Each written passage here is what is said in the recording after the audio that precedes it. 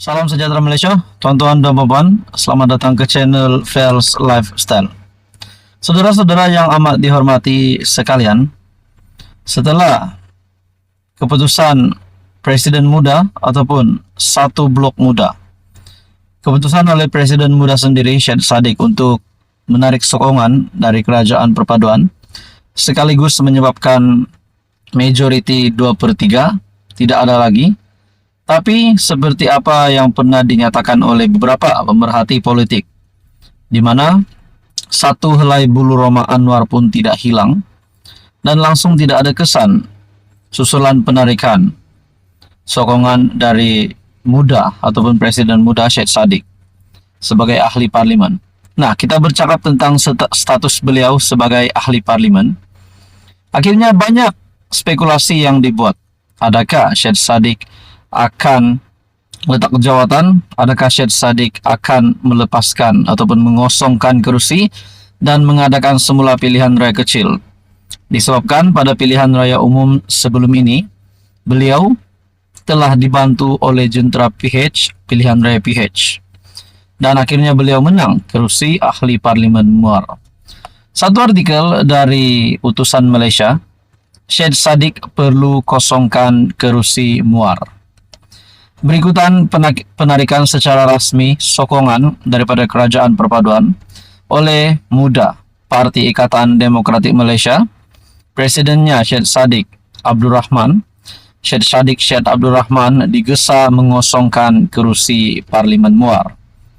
MKT UMNO Datuk Lokman Nur Adam berkata, dengan mengosongkan kerusi parlimen itu, Syed Saddiq perlu bertanding semula dengan kekuatan sendiri jika ingin terus menyandangnya hingga tamat penggal.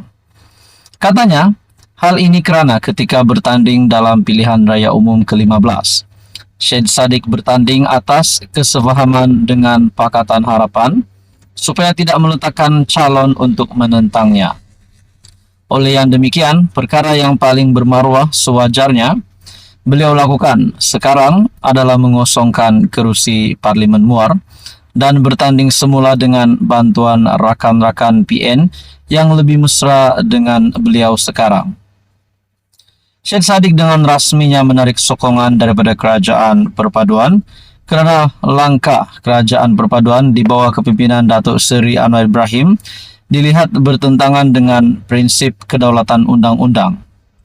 Pendirian itu sudah dimaklumkan kepada Yang di-Pertua Dewan Rakyat Tan Sri Datuk Johari Abdul melalui surat rasmi memohon pertimbangan berbuat demikian di bawah Peraturan Mesyuarat 2 dalam kurungan 2 Peraturan Majlis Dewan Rakyat. Nah, saudara-saudara, tuan-tuan dan puan, menurut Lokman Adam lagi, membawa sekali kerusi Parlimen Muar keluar dari kerajaan pimpinan pengerusi PH Datuk Seri Anwar Ibrahim adalah satu pengkhianatan kepada pengundi Muar yang memberikan sokongan kepadanya. Nah, adakah di sini Syed Saddiq Syed Abdul Rahman, Presiden Muda, patut meletakkan jawatan sebagai MP ataupun mengosongkan kerusi dan mengadakan pilihan raya kecil, dan beliau bertanding atas kapasiti kekuatan sebagai muda sahaja, bukan lagi ada pertolongan dari jentera Pakatan Harapan dan juga bantuan-bantuan dari pengundi Pakatan Harapan. Nah, saudara-saudara, tuan-tuan dan puan, spekulasi demi spekulasi banyak dibuat. Ada juga kata, adakah selepas ini Muda akan tenggelam, kapal Muda akan karam setelah keluar dari Kerajaan Perpaduan? Nah, semua itu kita akan dapat jawabannya pada masa terdekat ini, ataupun mungkin beberapa tahun dari sekarang, ataupun mungkin sebelum ataupun selepas habis penggal. Saudara-saudara, tuan-tuan dan puan, sekian saja. Teruskan bersama di dalam channel ini. Untuk info yang seterusnya, mohon bantu channel ini dengan menekan butang like, share, dan juga subscribe. Halo semua, salam sejahtera Malaysia, tuan-tuan dan puan yang amat dihormati sekalian. Hangat tentang kepimpinan muda ataupun parti muda, Presiden Muda, yang akhirnya menarik sokongan daripada Kerajaan Perpaduan dan memilih untuk menjadi kuasa ketiga pembangkang Nah, tonton apa? Satu ulasan dari syabudin.com yang pasti mengejutkan kepimpinan muda dan ramai. Kuasa ketiga, Syed Saddiq takkan kemana? Sehelai pun bulu roma Anwar tak jatuh. Setelah didesak banyak pihak, Syed Saddiq Abdurrahman akhirnya akur untuk menarik diri dan tidak lagi menyokong kerajaan perpaduan. Presiden muda itu bagaimanapun mengumumkan pendiriannya untuk tidak bersama blok pembangkang PN, sebaliknya memilih untuk menjadi pembangkang kuasa ketiga di Dewan Rakyat. Dalam hal ini, banyak pihak telah memberi respon atau reaksi terhadap keputusan yang dibuat ahli parlimen Muar itu. Meskipun Syed Saddiq tidak lagi menyokong kerajaan perpaduan, pilihannya untuk menjadi kuasa ketiga di parlimen bukanlah pilihan yang mampu membawanya kemana-mana.